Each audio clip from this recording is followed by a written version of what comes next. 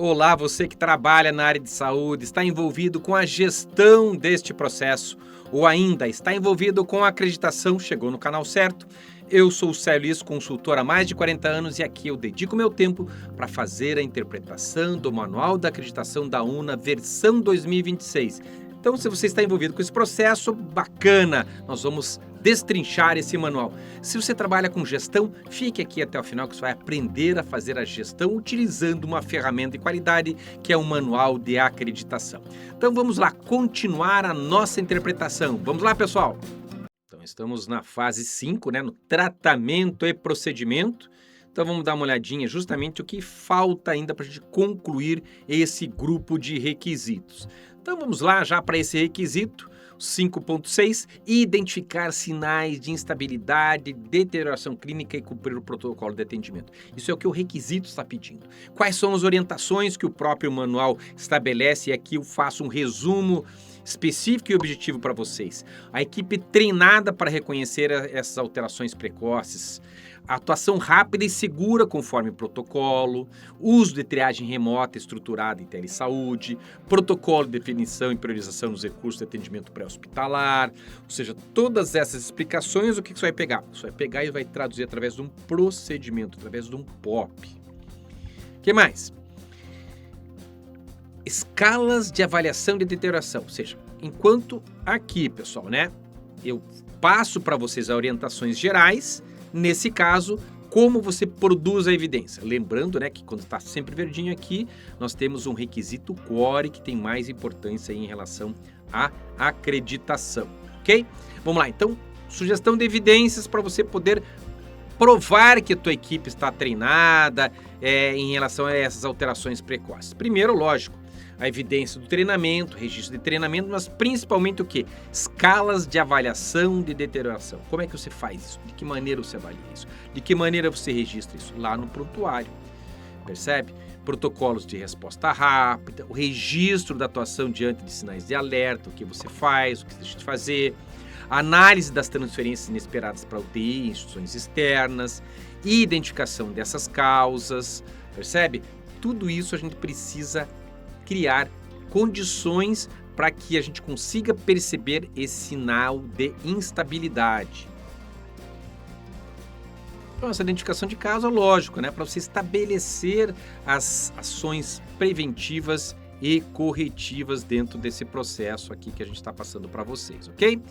Próximo requisito, então, nós temos o requisito 5.7, que fala o quê? Estabelecer sistemática multiprofissional, ou seja, diversos profissionais, diversas categorias, para acompanhar a adesão ao tratamento. E aí, o que a gente tem que entender? O monitoramento sistemático e multiprofissional de adesão ao tratamento, ou seja, o registro disso dos demais profissionais, nutricionista, psicólogo, fisioterapeuta, ou seja, os demais profissionais que estão envolvidos no tratamento ou procedimento.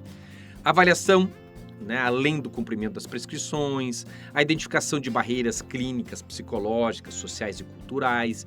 Isso aqui você tem que ter um procedimento explicando como é que você identifica essas barreiras, uso de ferramentas clínicas e entrevistas estruturadas. Então, você vai montar as entrevistas para entender e acompanhar a adesão desse tratamento, né? Ou seja, desses procedimentos, o registro disso em prontuário, atuação integrada, por exemplo, psicologia, farmácia clínica, enfermagem, medicina e demais profissionais. E lógico, pessoal, o uso de atribuições ou de tecnologia de apoio, com aplicativos, lembretes digitais, mensagem WhatsApp, telesaúde ou monitoramento remoto. Ainda nós temos registro dessas informações e análise periódica, a articulação do plano terapêutico individualizado, ou seja, de que maneira você organiza isso, o ajuste de conduta, ou seja, você vai mostrar lá quando se faz o ajuste de conduta, a educação, treinamento, capacitação em saúde, o envolvimento do paciente e da família sempre que possível, através de treinamento, palestras, workshops, o respeito e a autonomia ao estímulo ao autocuidado do paciente. Então, a evidência, registro de adesão em prontuário, evolução clínica documentada, instrumentos e indicadores de avaliação dessa adesão ao tratamento, os relatórios de acompanhamento remoto ou até registro de telesaúde, aplicativos, contato telefônico, você pode evidenciar, e evidências principalmente da revisão do plano terapêutico pela equipe, melhor falando, multiprofissional. Pessoal, lembrando que nós temos o nosso Tira Dúvidas, né? Você pode clicar aqui ou a descrição está no nosso vídeo, que a gente tem um serviço de Tira Dúvidas. A gente até abriu mais horários devido à alta demanda.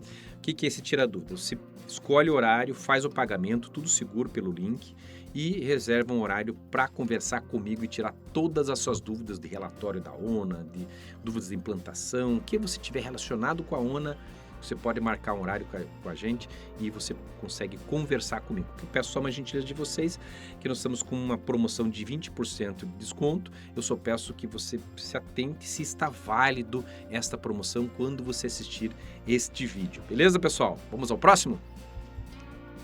O 5.8, aplicar o termo de consentimento para procedimentos de risco, invasivos e anestesia. Muito simples, né? O uso obrigatório no termo de consentimento livre e esclarecido para os procedimentos invasivos, identificação do paciente no termo, nome justificativo do procedimento, a descrição simples do procedimento em termos técnicos, informações sobre os principais riscos e benefícios e principalmente a apresentação de alternativas existentes, se for o caso. O que mais ainda? Registro de lateralidade, localização quando for aplicável, espaço para anuência do paciente, linguagem clara, simples, adequada ao nível de compreensão daquele paciente, consentimento obtido, melhor falando, antes do procedimento, então não adianta assinar depois, garantia da possibilidade de dúvidas e garantia do direito de recusa. E como é que você vai evidenciar isso para o auditor? Você vai evidenciar através do quê? Através de modelos padronizados de consentimento informado, né? Eles assinados, termos específicos para o tipo de procedimento, no caso de termo de anestesia local, por exemplo, em odontologia, procedimento endoscópico, cirurgia, né? Definição de lateralidade, importante está escrito ali, registros digitais com assinatura eletrônica, se for o caso, termos aplicáveis no caso de telesaúde ou atendimento pré-hospitalar, quando for pertinente, protocolos que definam quando e como aplicar o termo e, principalmente, as auditorias ou amostras de prontuários que você evidencia a produção desses requisitos para este item do manual da ONA. E o último requisito para hoje, planejar e realizar a alta do paciente com plano de continuidade do cuidado. Então não é simplesmente dar uma alta, é orientar, explicar para ele como que ele deve seguir, o que vai acontecer, quando que deve marcar a próxima consulta, quanto tempo ele tem que esperar. Eu lembro quando eu fiz uma cirurgia de ombro, antes de eu sair do hospital, eu recebi um papel dizendo quando que eu deveria marcar consulta, o que eu devia fazer, quais eram os próximos passos, o que seriam os possíveis sintomas, o que eu tinha que fazer, os contatos, o tempo, quanto tempo ia durar. Ou seja, eu sei dar muito claro para mim o que eram os próximos passos. Se eu tinha que marcar consulta no dia seguinte, daqui uma semana, 10 dias, 15 dias, percebe? Estava tudo escrito, ó, a sua consulta já está agendada, nós vamos verificar isso nessa consulta, depois vai ter uma consulta depois de tantos dias, você vai iniciar a fisioterapia a partir de amanhã, tá aqui já que a requisição, percebe? Então eu sei lá sem qualquer dúvida. E lógico, se ainda assim eu tivesse dúvida, estava lá o telefone de contato. Então, plano de continuidade do cuidado. Então, plano de alta multiprofissional, consideração da realidade do paciente, avaliação da rede de apoio, planejamento de deshospitalização, quando for o caso, consideração ao acesso a medicamentos, se ele vai ter ou não, e avaliação das condições de moradia. Isso também influencia dentro, né, da continuidade do cuidado. E as condições, né, especiais no caso de problemas mentais que eventualmente pode acontecer nos pacientes. Ainda, orientações de autocuidado, de retorno, que eu acabei de falar, inclusão de cuidados paliativos quando aplicável, acesso aos registros de atendimento pré-hospitalar quando pertinente e principalmente orientação com o descarte correto de resíduos de saúde no domicílio. Imagine, né, como é que ele vai descartar lá eventualmente alguma agulha, algum fármaco, né, um vidro que restou de um fármaco, né, no caso de seringa, curativos, né, medicamentos vencidos. Então, alinhamento com essas diretrizes da gestão ambiental, que tem que estar interligada, e principalmente, né, avaliação de parcerias com programas de coleta ou farmácia para descartes de medicamentos. Você pode orientar, fazer uma parceria com alguma farmácia, com uma rede, então ela pode até patrocinar isso, né, patrocinar esse folder que você vai entregar para o paciente. É a questão de você se movimentar em relação à busca da excelência, da qualidade. Finalmente, a sugestão de evidência, o plano de alta multiprofissional, o registro dessas orientações prestadas, articulação com rede de apoio se você montou e a integração com o atendimento ou atenção primária à saúde para integração com esses serviços de atenção domiciliar, se for o caso. E, finalmente, integração com a PH, né, atendimento pré-hospitalar, articulação nos casos de longa permanência para idosos, quando aplicável, e, finalmente, a evidência, o checklist de alta, e o material educativo sobre o descarte seguro de resíduos, quando for o caso de saúde, né, o atendimento, a continuidade do atendimento de saúde no caso dos domicílios. E agora, aproveite os próximos vídeos que nós vamos fechar essa fase, né, de tratamento destes pacientes. Não perca os próximos vídeos!